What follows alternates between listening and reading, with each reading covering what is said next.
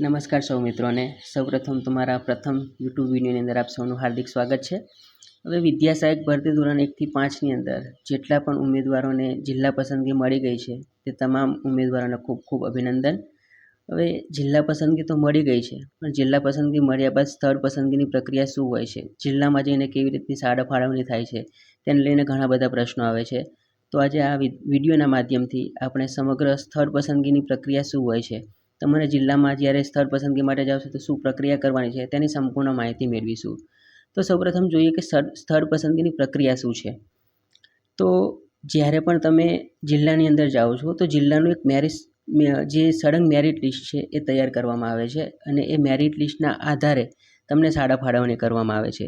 એ જેવી રીતે તમારું રાજ્યનું આખું સળંગ મેરિટ લિસ્ટ હતું, એવી રીતે જેટલા પણ ઉમેદવારોએ જિલ્લો પસંદ કર્યો છે, જે તે જિલ્લો, એ જિલ્લાનું એક સળંગ મેરિટ લિસ્ટ તૈયાર થાય છે, અને એ મેરિટ લિસ્ટના આધારે તમને શાળા ફાળવણી કરવામાં આવે છે। તો હવે જોઈએ કે જ્યારે પણ તમે જિલ્લામાં જાઓ છો તો તમારે કયા કયા ડોક્યુમેન્ટ સાથે રાખવાના છે। તો જેટલા પણ ડોક્યુમેન્ટ તમે ગાંધીનગર બતાવ્યા હતા એ તમામ ડોક્યુમેન્ટ તમારે જિલ્લામાં પણ બતાવવાના થશે।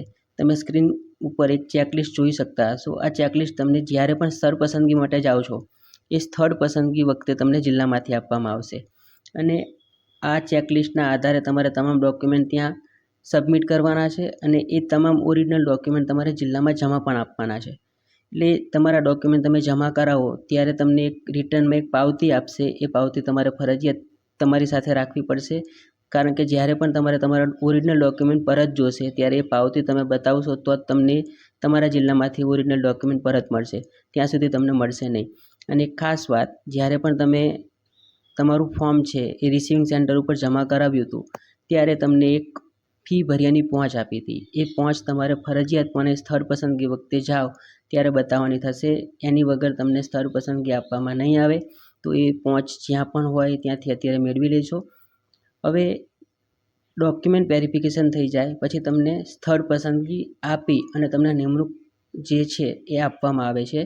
તો નિમણૂક આપે ત્યારે તમને જે સ્ક્રીન ઉપર જે નિમણૂક હુકમ દેખાય છે એ રીતનો તમને નિમણૂક હુકમ આપવામાં આવે છે, જેની અંદર તમારું નામ, તમારી શાળાનું નામ, તમને જે પણ શાળા ફાળવી છે શાળાનું નામ, તમારે હાજર થવાનો સમયગાળો વગેરે વસ્તુઓ, અને તમારે જે નોકરી છે એ નોકરીની કઈ કઈ શરતો છે એ તમામ શરતો એ નિમણૂક હુકમની અંદર દર્શાવવામાં આવે છે।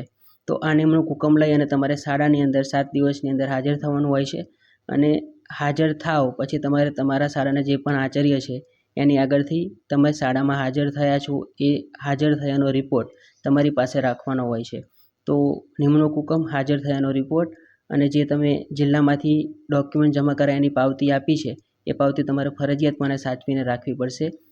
તો હવે જોઈએ કે પોલીસ વેરિફિકેશન અને મેડિકલ ફિટનેસ સર્ટિફિકેટની ક્યારે જરૂર પડે। તો જ્યારે પણ સ્થળ પસંદગી માટે જશો ત્યારે આની કોઈ જ જરૂર નહીં પડે। જ્યારે પણ તમે શાળામાં હાજર થઈ જાઓ છો એ પછી તમે પોલીસ વેરિફિકેશન અને મેડિકલ ફિટનેસ સર્ટિફિકેટ રજૂ કરી શકો છો। એટલે જિલ્લામાં જ્યારે પણ જાઓ ત્યારે આ વસ્તુની કોઈ જ જરૂર પડશે નહીં। તો મારા વિડીયો તમને સારો લાગ્યો હોય તો શેર કરજો, લાઈક કરજો, ચેનલ નવી છે તો સબસ્ક્રાઈબ કરજો, અને તમારા તમામ મિત્રો સાથે શેર કરજો। આભાર।